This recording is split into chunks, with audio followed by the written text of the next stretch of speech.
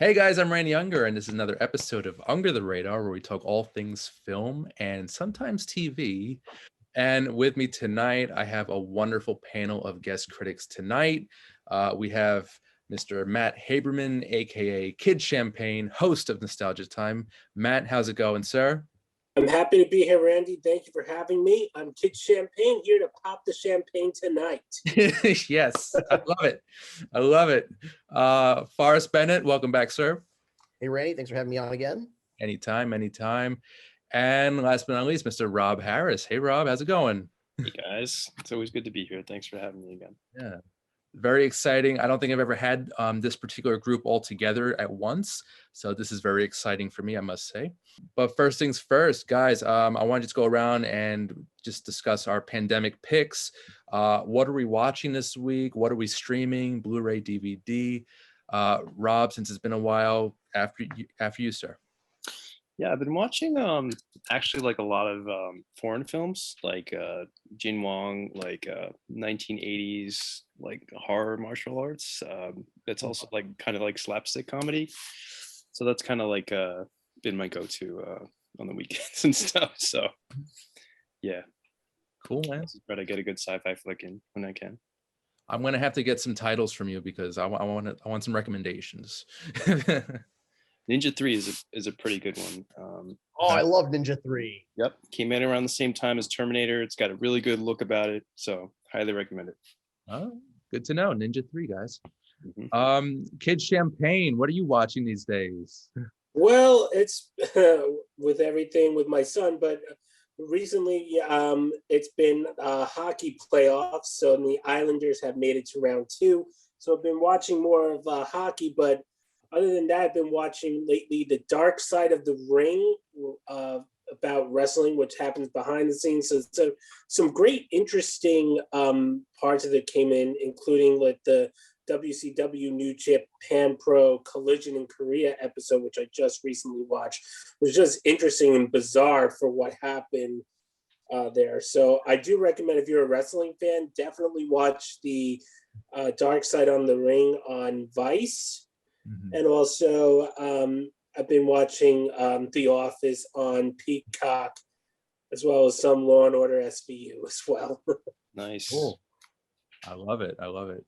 Yeah, I have to rewatch the later seasons of The Office because I've definitely seen seasons 1 through 6 quite a bit, but it's the later stuff. I think around when Michael Scott leaves that I have to rewatch. You don't need to. No.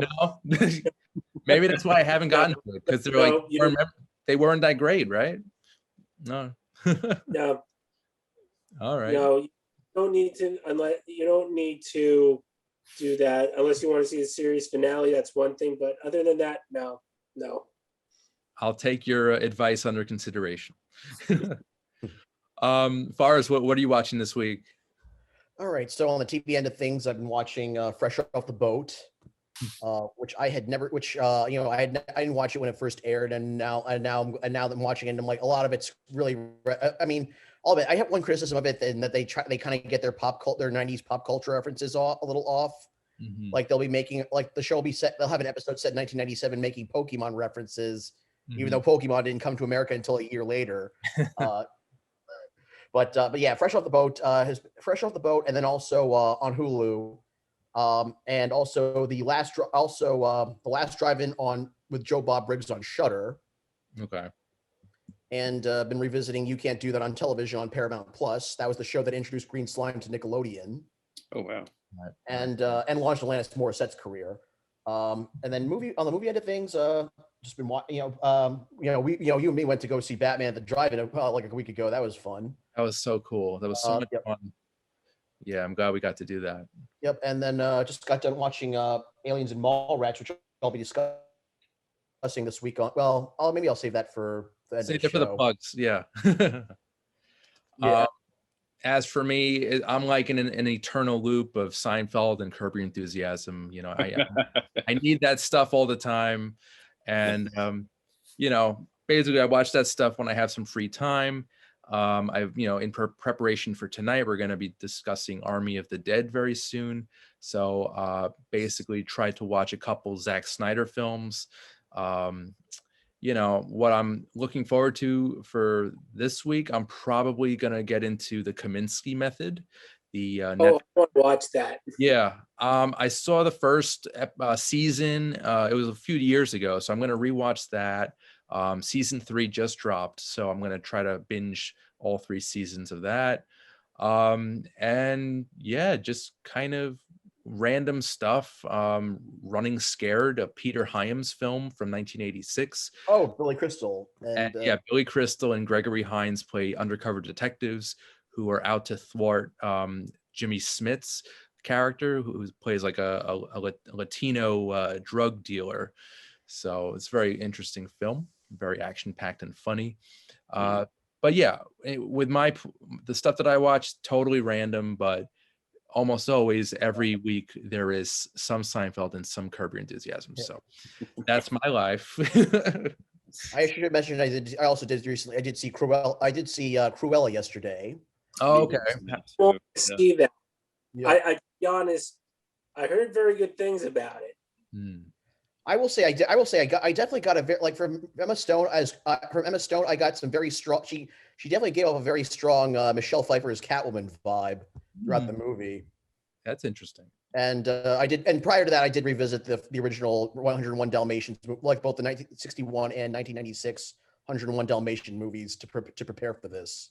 Of course, Forrest. You're always very prepared. Definitely. Let's also But yeah, know, Cruella was better than I thought it would be. Okay. let's also know that 102 Dalmatians did not really happen. That doesn't exist. I told Randy that I didn't watch it because I have standards. Very good. All right, guys. Well, speaking of standards, I don't think this next movie has many, but that's my opinion, and take it as you will.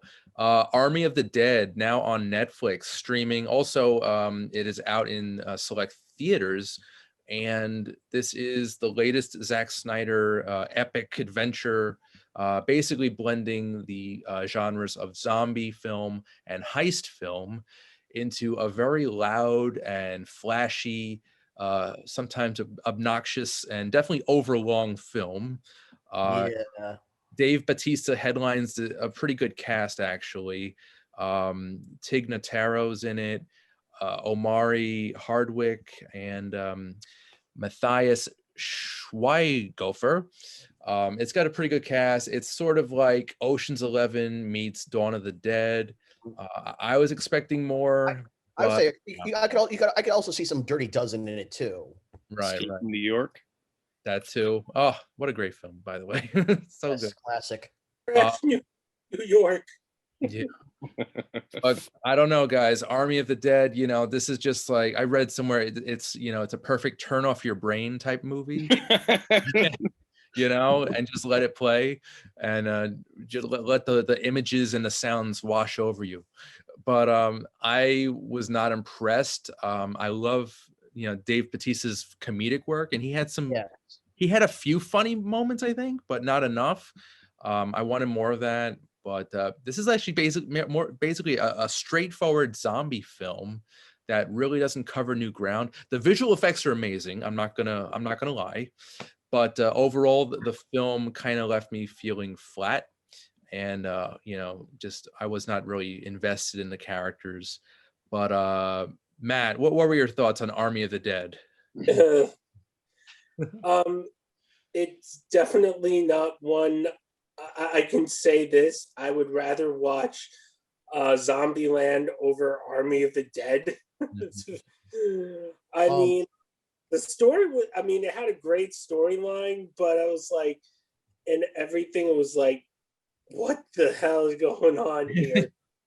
I'm like, I see to the fact that, it started in Vegas, and then it just kind of wrong. Like, you're putting up barricades of containers, and then like they can't get out. Like, don't zombies can just like climb up? And then invade the rest of the West Coast? I mean, in all rounds of it, it had a nice little story, but No. I think it could have been better. Um, Yeah.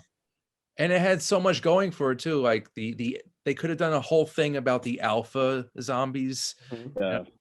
I do think they're coming out with a sequel and an animated series. Yeah, I did see that, Randy, on IMDb for sure. So that would be kind of cool to explore that aspect of the zombie culture. But Rob, what were your thoughts of the film? I gotta say, I thought it was fun.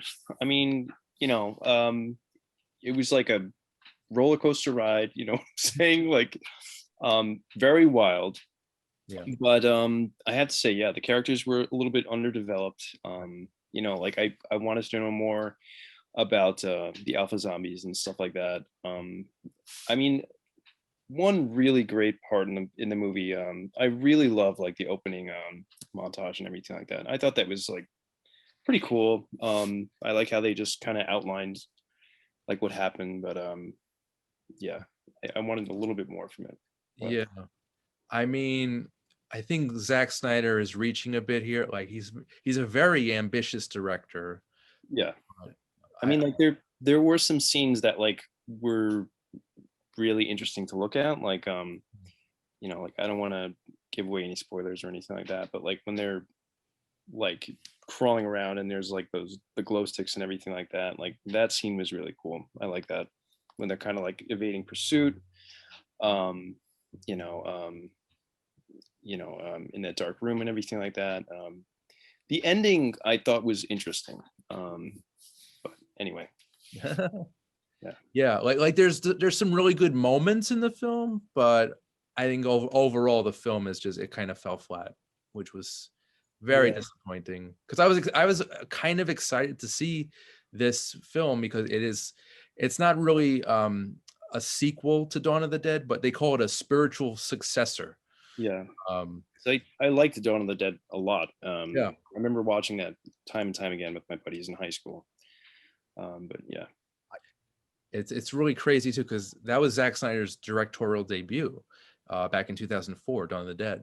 wow. And it's weird that 17 years later, this is like if he returns to the genre, and this is pretty much the best he can come up with. I mean, I wanted that raw, violent, really gritty feel of Dawn of the Dead, and this film just felt like a comic book. Yeah. You know what I mean? So it was very disappointing for me. Forrest, sir, I know you love sci-fi and horror and all that. Love zombie movies.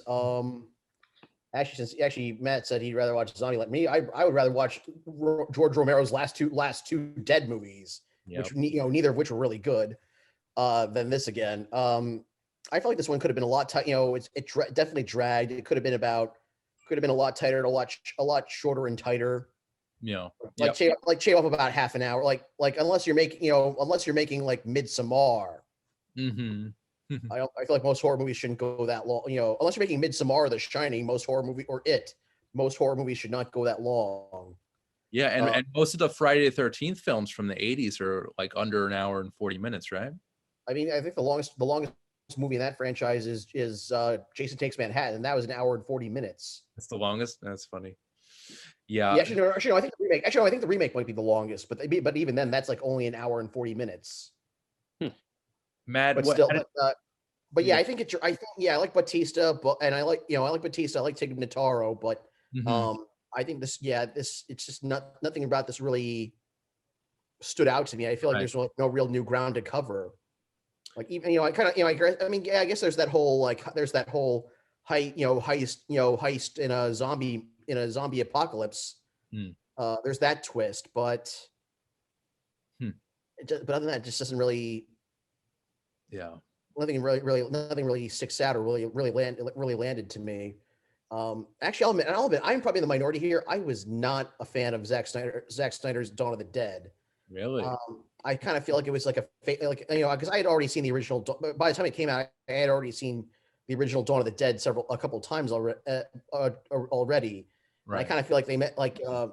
The original Dawn of the Dead was all about it was exploring consumer culture. Because they're trapped in a mall, kind of exploring consumer culture. and I feel like it really it kind of took. I feel like Snyder took George Romero's vision took George Romero's vision at face value. Yeah. Didn't really. He just took the name. He didn't really Took the name and the setting, but he didn't really explore the themes. right. But that's fine because I thought the remake of Dawn of the Dead was really well, very straightforward and well made and very taut. It was I will definitely agree with it was definitely well made, but I just felt like, you wanted more of the theme of consumerism.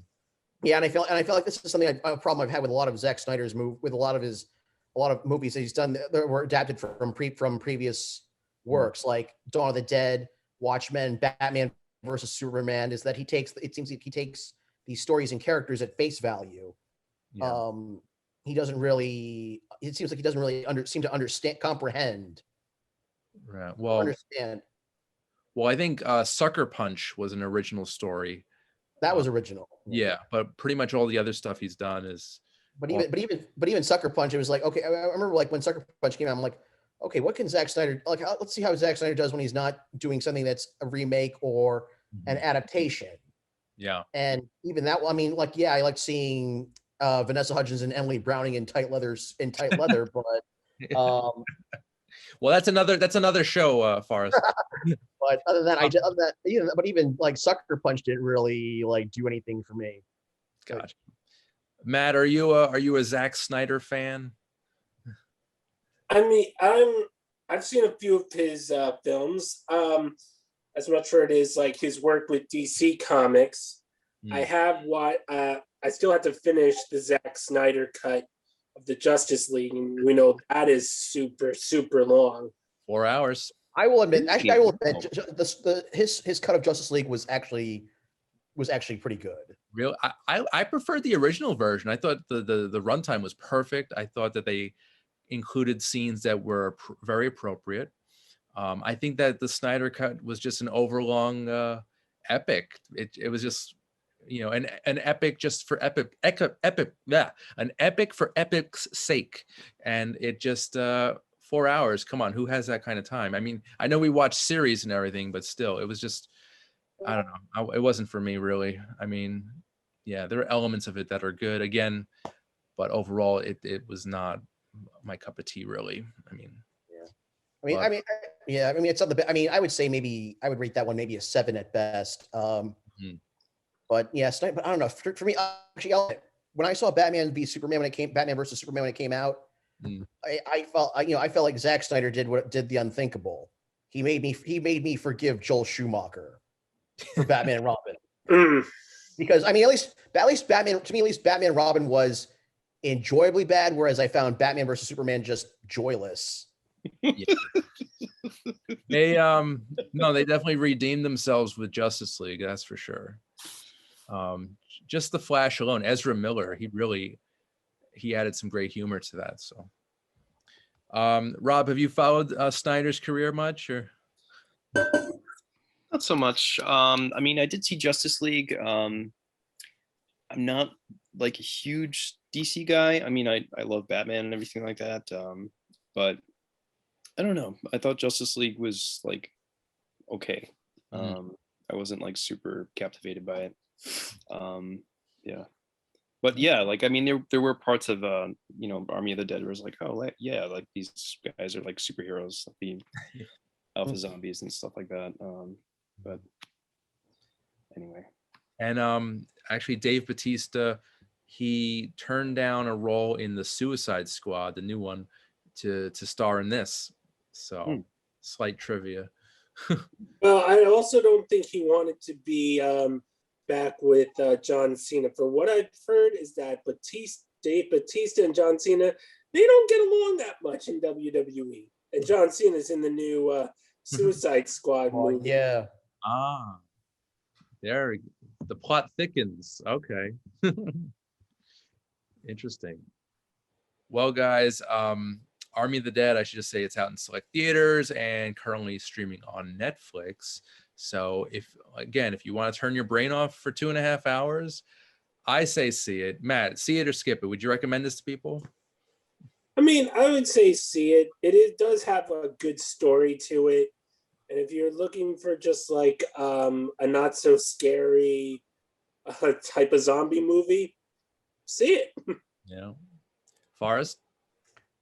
Skip it for me. Oh wow. Okay. It You just did don't not hold my. It just did not hold my interest. you don't say say skip it to many movies. But okay. Yeah, I don't know. Zack Snyder. I mean, nothing. It's nothing personal, but just for some reasons. I mean, I like through. Okay, so 300. I liked it when it came out, Yeah. and 300. hmm? So, I like yeah, I mean, 300 was fun, but on that, like Zack Snyder, it's like and 300 was fun, and Justice League was, but his cut of Justice League was better than I thought it would be. But other than that, like Zack Snyder, I just can't. I tried to like him, but I can't. But Yeah. he just does not. It seems like I just feel like most of the time he just doesn't understand what he is dealing with. Right. Um Rob, would you recommend this? Yeah, I'd say see it. I thought it was fun. It definitely was like a just like a fun action movie and everything like that. Yeah. But yeah, But I say, I say see it, but like, go in with, be a little cautious because it's not a classic film by any means. Like I really like I rewatched Dawn of the Dead actually earlier today in preparation for tonight, and I have to say that is a solid horror thriller. Yeah. And it's very impressive that that's Zack Snyder's first film that he directed. It's been a while since I've seen Watchmen, but I remember that being visually striking, very Yeah. beautiful film, very interesting. Also very long, if I'm not mistaken. Yeah, I mean, the comic book was very long too. Right. I do think with Watchmen, I do actually think I really liked. I actually think the cast, the casting was pretty good for it. Mhm. Especially Jackie Earl Haley as Rorschach, and actually Jackie Earl Haley as Rorschach, who Billy Crudup as Dr. Manhattan, and oh god, Jeffrey Dean Morgan as the comedian. I think though they could not they were perfect. Yeah. I mean, I wouldn't go so far as to say that that's Zack Snyder's masterpiece, Yeah. but it's very high quality filmmaking, I'd say. I mean, I think it was well made. I think it was well made, but that's to me. I think that was the worst case. To me, that was the worst case of like not understanding of like of him taking the source of him taking the source material at face value. Gotcha. Yeah, and I think some of that can be applied to Man of Steel, which Yeah. again, beautiful film, great visual effects, good Yeah. score by Hans Zimmer, by the way. But yeah, there was something that was severely lacking with Man of Steel. Yeah. It just it I don't know, it left a sour taste in my mouth. It was It just seems like he tried. It seems like he tried. I mean, Superman's. I mean, it's a very it was a very nihilistic take on Superman, mm, and I feel like and it feels like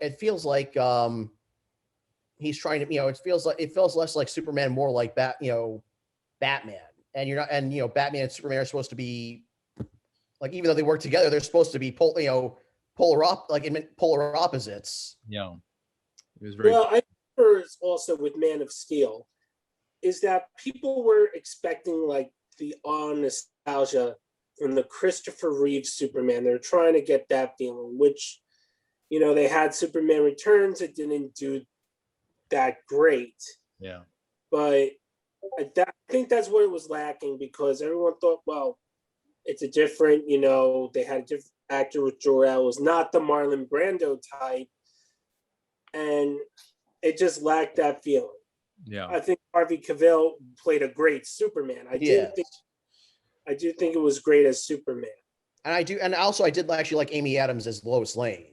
Yeah, she was good. But going back to Superman Returns, I think that would have been a great opportunity for them to start up the Justice League back then. They just came out with Batman Begins the year before, 2005. And they had that little Easter egg with Superman in Gotham City. Are you kidding me? They could have started the Justice League with Batman Forever. I still think that. Oh yeah, because the circus. Yeah, he told Dick Grayson. Bruce Wayne told Dick Grayson the circus was on its way to Metropolis. Yeah. Well, actually, they were kind of setting. Well, Batman, the Joel Schumacher movies, and Tim Burton Superman Lives were supposed to set that up, but then Batman and Robin flopped, and Warner Brothers got cold feet, so it didn't happen. And there was this 8-year period where there was no Batman or Superman film.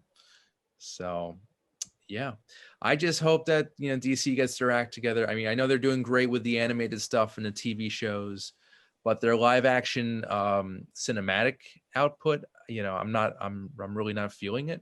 I'm really hoping that Robert Pattinson's the Batman will sway me. So, well, that's again another episode, another time. And yeah, speaking of time, we have our second review coming up. But first, guys, I just want to do a short commercial break, but we'll be back right after this. Under the Radar is brought to you by Magnitude Jewelry. Add a 2 to match your attitude. Patent pending interchange genuine gemstone and crystal EMF protection jewelry. For more information, please visit magnitudejewelry.com/gemgirl or call 718-268-6634.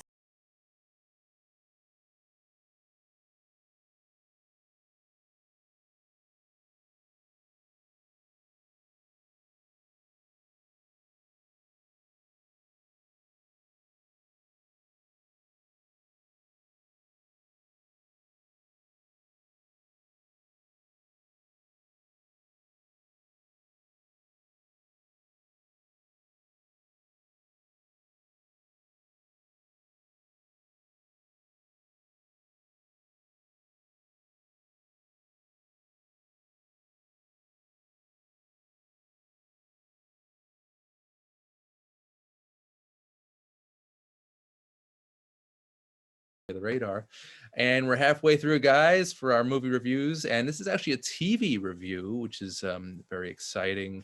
And this was a long time coming. The Mighty Ducks Game Changers, which is a sequel series, spin-off series, whatever you want to call it. I'd say sequel series. Yeah, basically it continues the Mighty Ducks franchise, the 3 films from the 90s, starting in 1992, starring Emilio Estevez as a disgraced lawyer who is also a former hockey player who now, since he is sort of not a lawyer anymore, he coaches this group of kids who are underdog hockey players. And basically we follow these kids, at least most of these kids, in the sequels. But now we have a new generation of kid hockey players, the Don't Bothers, and they are a new team. And now the Mighty Ducks, they flipped it. The Mighty Ducks are now kind of like this quote unquote evil team. The powerhouse team. Yeah. And basically Lauren Graham is the mother of one of them, one of the kids who gets cut from that team. And basically they form this new team with some help by Emilio Estevez, Gordon Bombay. And it's not just about the hockey here. It's all about the heart, and all about the relationships of the kids. Emilio Estevez and Lauren Graham are great in it. And it's just a really sweet, really funny, and at times very exciting sports dramedy series. And I want to just relive this show. I'm probably going to rewatch it in the next few weeks because it's that good.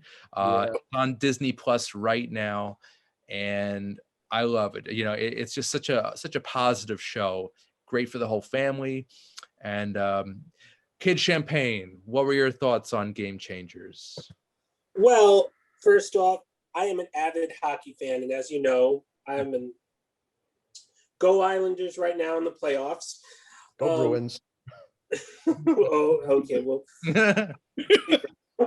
disgruntled Rangers fan here. I have a song that I can sing, but don't worry about that. But I mean, I love hockey, and I love the Mighty Ducks even from when it came out, and it was such a great show. I'm not gonna lie, I'm not done with it yet, but I have gone through. For what I've seen so far, it's just amazing. It just has some theories that I've seen that I would like to talk about. But for one, is like, okay, when I'm coming in, like the Ducks are like this powerhouse team, like not from like they get the shot of the '90s. I'm like, okay, like this is different. Like, what happened to the Ducks? What did Bombay do with the Ducks? So like in first, and then I'm like thinking into it, like, it's like the Hendricks Pavilion. And if like in D2, the Mighty Ducks, And I'm thinking to myself, okay, maybe like when Bombay signed his endorsement contract in D2, that also means that he signed the rights over the Ducks to Hendricks. I mean, but I mean, that's clearly wasn't the case. But then we come like down to it where like, they started their own team, the Don't Bothers, and you see Gordon Bombay really wants to help them in the way he got burnt, where he got burned again from hockey, from where we see that he was, I guess, a coach in college hockey. Mhm. And then something happened where he got out of that, and then he inherited the Ice Palace from Jan from D2. And I mean, it was just it was perfect down the line, and one of my favorite episodes with it was the spirit of the Ducks. I think that's my favorite episode right now. It put in back with the characters of Fulton Green, Connie Moreau, Guy Germain, and Ken Wu. I mean, I wish there were a couple of others in that.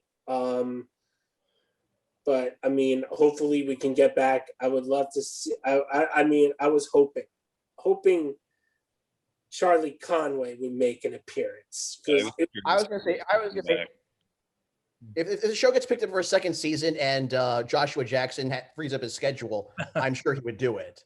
Same with Keenan Thompson. When those guys showed up on the ice, that was like the epitome of nostalgia. Yes, I'd say. And I think that was definitely for the older fans, for us older fans. Yeah, it was just beautifully done. It's a beautiful show.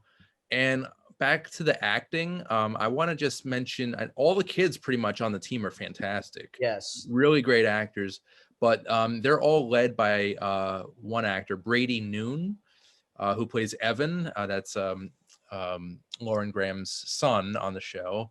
He was actually in a movie a couple of years ago called Good Boys. Yeah, you saw that one? Which movie? Good Boys. Good Boy. Oh yeah, I saw. Yep, I saw that. Yep, that was really funny. It was like sort of like a younger version of Superbad. Yeah, it was actually produced by what's his name? What's his name again? Seth Rogen. Seth Rogen. Oh, Yeah. were they? Interesting. Yeah, it's just so good. They're all great. Rob, what were your thoughts on Game Changers? Well, I watched like almost all of the show like within the last week. But I hadn't seen like the original films in a very long time, and I really don't remember them too well. I remember I liked them a lot. There were certain scenes that really stuck out, and there were scenes in this that I know that they gave homage to, like when they step out of the Ice Palace and stuff like that, and they go like on the pond and everything like that. I'm like, yeah, I remember that, like from the original film. Yeah. And the soft hands. Exactly. Yeah. Like, I mean, I really like was not like a super fan of the show. Okay. Like, I mean, like I felt like it was obvious that I was watching a TV show and like I wasn't drawn into it. Maybe it's because like I hadn't seen the original films in a long time. Really well made. But it really wasn't my cup of tea personally. All right. Fair enough. Are you at least a hockey fan? I like hockey. I mean, I usually like don't sit down and watch sports. Truth be told, like I mean, I'll watch a football game every once in a while. I watched the movie Goon. Like I love over Goon. the pandemic. It was like, wow, this is great. I would say that's probably Sean William Scott's best performance of his career. Yeah. I really like that movie. It was very funny. I've actually never seen it. I'm gonna add that to the list to see. Yeah, it's like it's probably the best sports movie I've seen in the last 10 years. Wow. Yeah, I enjoyed it a lot. Yeah. I don't know. There's one like best recent sports movie that I think has been pretty good. It's what's that? The Jackie Robin 42. 42, yeah. Oh, the movie. The was that Chadwick Boseman? Yes. Yeah, that's something else I need to check out as well. But yeah, back to Game Changers. This show again, it's perfect for the whole family. Matt, would you show this to young James?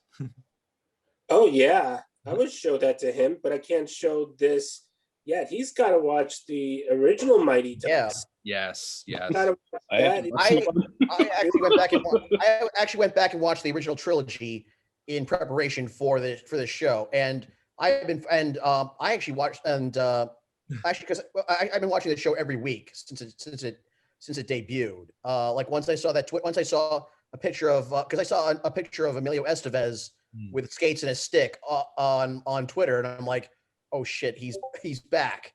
Emilio Estevez, I don't know what rock he's been under for like the last 25 years, but he's back. Yeah. I So for that, I was like, okay, I'm in. I'm all in. I even watched one of the episodes from the animated series like an idiot because I thought that would, I just remember it having nothing to do with the series but of the movies, but I was just curious anyway. And guys, if you haven't checked it out, it's basically a clone of Ninja Turtles. Yeah, I was gonna say. Which You know, sucks. anthropomorphic ducks fighting crime, saving the world. Basically, Or Teenage Mutant Ninja Turtles like Tower of the Duck. Mars. Yeah. It's ridiculous. They should have named it something else because Mighty Ducks doesn't do the name justice. I had a bunch of Easter eggs in there. They had a bunch of like, the photos going back to like all those years in the past, All the callbacks. Yeah. all the throwbacks, including with the original Ducks getting back into the original jerseys of what in your background, Forrest. that background. Okay. It was just amazing. I mean, there are some theories that I have in this. Going for where I see, and I hope in season 2 for what we're seeing. I think it can go. I think this can go about maybe 3 or 4 seasons. Yeah. Hope so. I mean, we're definitely getting a second season because at the end of the season finale, They set it up. We get like a little hint, a little sneak peek of season 2. So that's really cool. And I'll tell you, when I watched the season finale, when it ended, I was so sad because I wanted more of it. But you know what? I checked on Disney Plus and their recommendation, Hot Shot. With John Stamos. Big Shot, starring John Stamos, where he plays sort of a disgraced basketball coach who gets sent to a private girls' high school to teach there. And he's sort of like a Gordon Bombay type.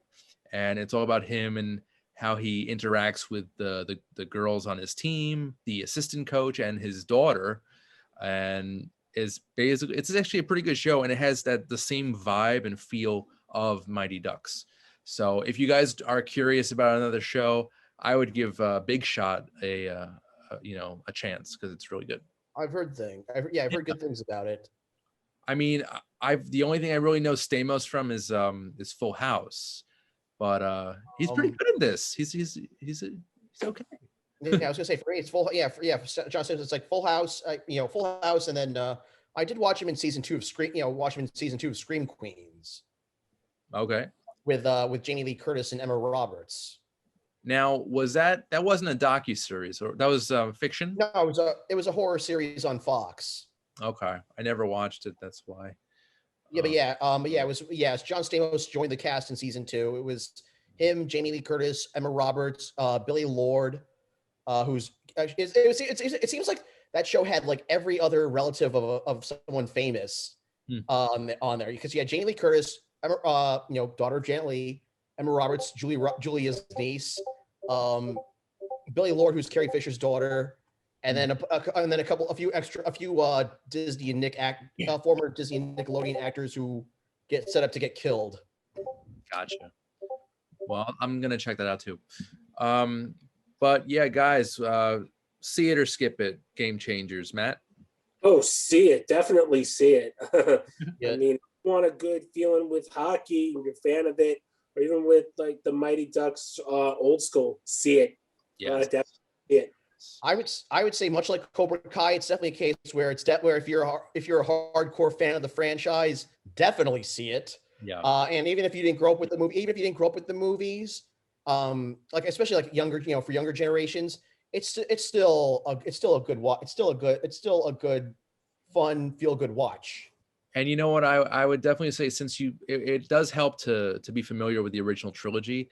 I think this is a kind of a standalone series. Like this, the storyline, especially, like you could watch this without having watched the previous three films. I think, you know, Yeah. it's not a game changer, if you will. But Rob, see it or skip it. Would you recommend this series? I mean, it depends on like what you're looking for. I mean, like, I mean, I would definitely watch this with my kids, or like my girlfriend's little cousins or whatever, but like personally, like it like wasn't for me. But like if you want something that's like really lighthearted, and like a feel good story, then yeah, go for it.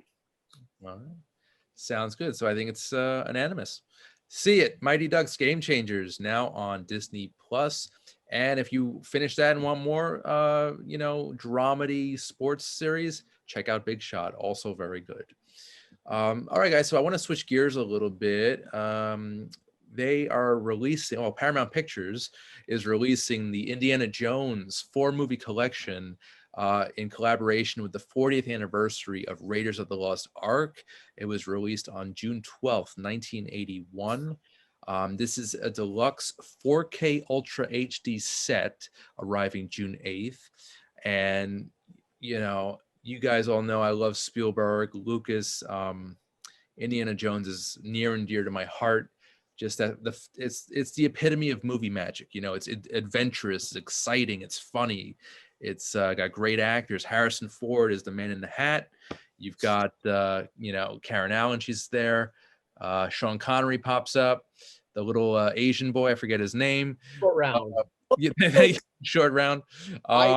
Kate And Cap. all the steaks that he hates. Yeah. So I mean, this might be an unpopular opinion, but for me, like as far as Lucas is big too, I actually prefer India. I think I probably prefer Indiana Jones over Star Wars. Yeah, I think. I mean, for me, they just have more replay. But I mean, Star Wars I'll watch like when it's May the 5th, but I mean, like Indiana Jones for me has higher replay value. Like I can watch any of them in any one of them individually anytime. Well, Han Solo is just Indiana Jones in space. So. or you mean Indiana Jones is Han Solo on Earth. So good. All 4 films, including the Crystal Skull. Oh man. Well, Crystal Skull. Okay, actually, I will take Crystal Skull over the prequels. Oh yeah, for sure, definitely. I mean, Crystal Skull's not a terrible movie. It's just it's got horrible scenes, like the scene jumping in the fridge is so cringeworthy. I mean, is it any more ridiculous though than Indy Short Round and Willie jumping out of a plane in a inflatable raft? I think that was cooler looking. That's okay. I'll give you that. But to me, it missed. I feel like it missed out on a good growth. It didn't have a good gross out moment like the first 3 did. Like the first 3, like in Raiders, you had the face melting. Right. Temple of Doom was full of gross out moments. The dinner scene. Yep. And then Last Crusade, you had the guy who like when he drinks the Holy Grail, he chooses poorly and he like shrivels up. That and the scene where they're underground with the rats in the sewer. Yes. Yeah. Well, yeah, there were no gross out moments in Crystal Skull. Well, they tried to do some. Yeah, but it's like, but the thing is, PG-13 now isn't what PG-13 in 2008 isn't what it was in 1989. So I would also have to say that all 4 films had like one gruesome death in all of them. Like in the Crystal Skull, the guy got eaten by one guy got eaten by ants. That's what I was thinking of when you were talking about gross out moments. Yeah. But I don't know. It was like too, like, I don't know what the word. It was too clear. Like clean and slick. It wasn't. Yeah, yeah. It didn't really like make you not. It's not a moment that would like make you go like really ew or like Yeah. or make you lose your appetite. It was slick because of the cinematographer, And the special effect. Janusz Kaminski. They had a different cinematographer on the first 3 films, so Spielberg went with this new guy who he did with War of the Worlds and AI.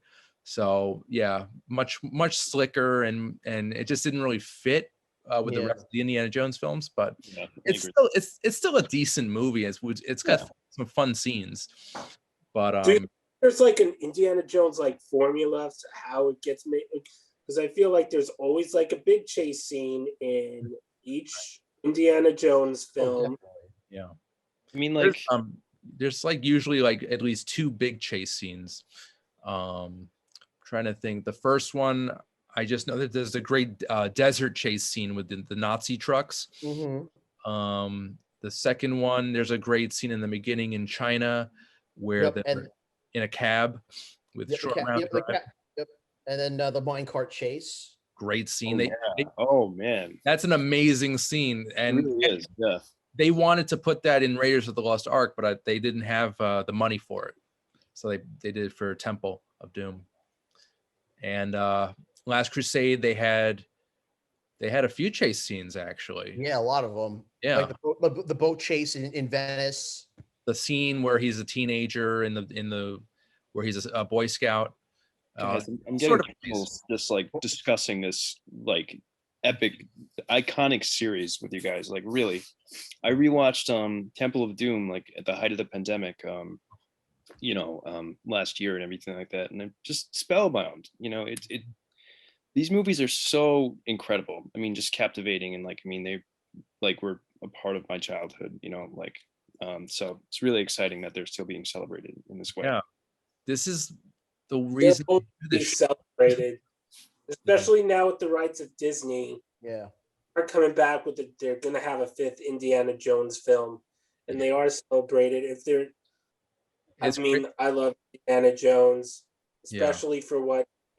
Also, have any of you ever been to like Disneyland and went on the Indiana Jones ride? Oh God! The one time I went to Disneyland, I was 16 years old, and it was closed for maintenance. I feel like I may have gone on it, but I'm not sure if I remember it. I saw the stunt show. I forget if that was California or Florida, but it was actually a pretty good show. The Indiana Jones stunt shows in Florida. Yeah. Yep. The Indiana Jones ride is in Disneyland, which I have ridden on. I actually ridden on the one in Disneyland Paris too, which was actually a roller coaster. Oh, was it like a mine car chase? I'd do that in a heartbeat. Like, same heart. In a heartbeat, Randy.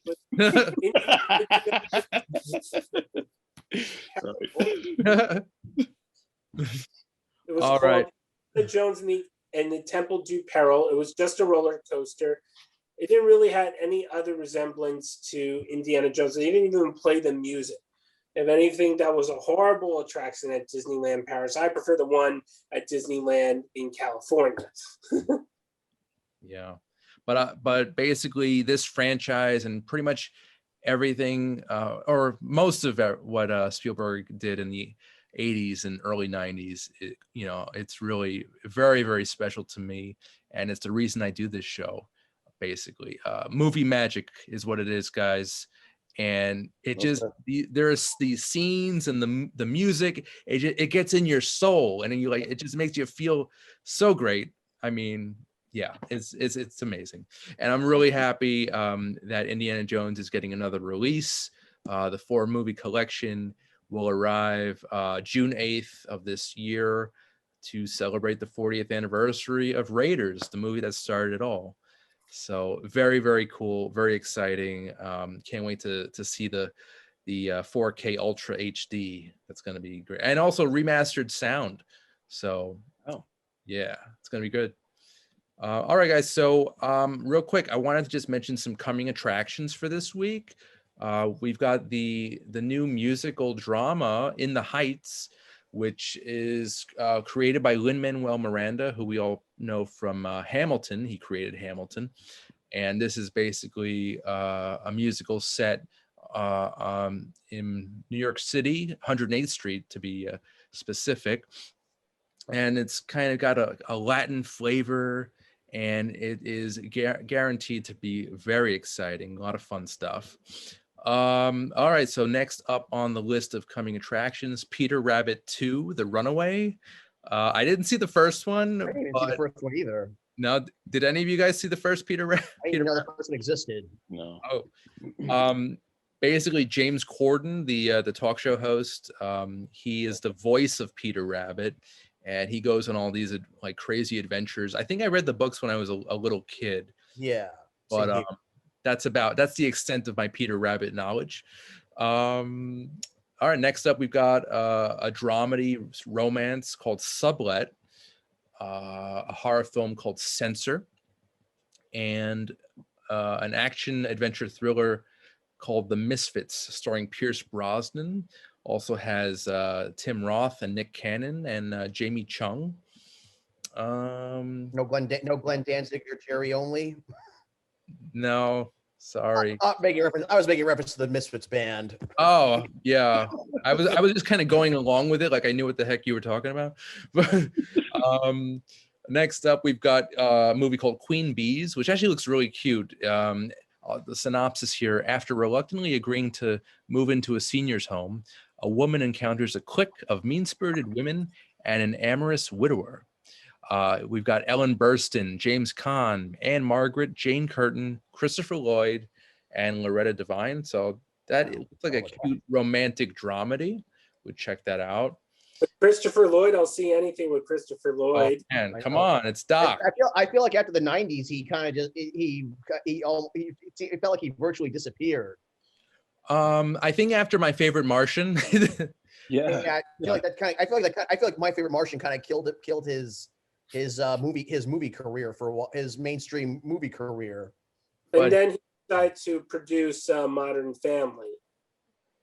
Oh, he did.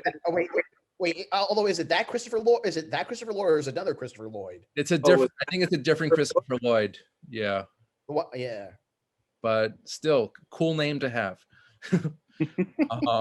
And last on the coming attractions, The House Next Door, Meet the Blacks 2, which is an action comedy horror starring Mike Epps, Cat Williams, Danny Trejo, Rick Ross, and Snoop Dogg. So I think I'll be missing that because it does not sound very intriguing. I didn't even see the first one. Yeah, Meet the Blacks, the first one. I didn't see it. But hey, maybe it's good, maybe it's not. It's always a gamble. I'd like to see Danny Trejo and Rick Ross together, I want to see Danny Trejo make one more Machete movie. Right. Putting back From Dusk Till Dawn movie. Oh, yes. Well, didn't they have a From Dusk Till Dawn series a few years ago? They had the TV series, and then they had two sequels that went straight to video. Sounds about right. So is there anything you want to talk about? Any projects we're working on? Mr. Kid Champagne, anything going on with you, sir? Oh yes, Kid Champagne is keeping on live. We're going to be having the next week. We're going to be recording our part 2 episode of Game Show Month with nostalgic game shows throughout the 90s on Nickelodeon and other channels that we have in the past. And also coming up for the summer will be Camp Nostalgia. We'll be talking everything from camp movies and TV films. We have some great topics that we're going to be discussing about. Some of them will be Salute Your Shorts. We'll go back to Yes. Also, Heavyweights, another Yes. the creator of Mighty Ducks. Heavyweights, I have some of the same actors too. At least some of them. Sean Weiss, Kenan Thompson, and Aaron Schwartz. So, Matt, what are the next episodes? What are the next? Is it going to be the camp stuff, or We're going to be doing finishing with our game show discussion, and then Camp Nostalgia will start. Camp is in session, guys. School's out. Yeah. School's out. Camp's in session. I love it. Pack your bags. Out Nostalgia Time with Kid Champagne, available on Spotify, Apple's Podcast, Anchor, and Google Podcast Play. I love it. Kid Champagne, the podcast master. Rob, anything going on in your world, sir? Randy, I just gotta say, I know I always take it here, but there's announced 30th anniversary edition of Terminator 2. I think they just released a logo for it. There's this website that I follow, really sucked me in. It's just the terminatorfans.com, and they always have updated things, like people making art, whatever, new developments. But anyway, that's very exciting for me personally. Nice. It is sad they took that attraction down at Universal Studios. Oh no, that was that was one of my favorites as a kid. Oh yeah, I remember. I love that. That one Across Time. I think they yeah. still have it in Japan. Universal Studios Japan. Yeah, I was reading on the website actually. I mean, we are coming up on 2029 soon. So. Oh God. I feel like the ride might it's gonna date if they kept it around, it would have dated itself eventually. Right. That was such a great show. Self-aware. They did that. What did they did that like 4 years after T2? Like they filmed it. It was 5 years after T. It was 5 years after T2. And they didn't really look like they aged much. No. I mean, they were able to bring back Edward Furlong for it. Arnold and was Linda Hamilton. She was involved. Yeah, I forget. No, I don't think Robert Patrick was in it. Was he? Yeah, he was on the back of the motorcycle. All right. Robert Patrick? Oh no, I'm sorry. Edward Furlong. Robert Patrick might have been involved. I'm not positive on that. So the premiere of the film was July 1st, 1991 in Los Angeles. And then I think it was released across the United States July 3rd.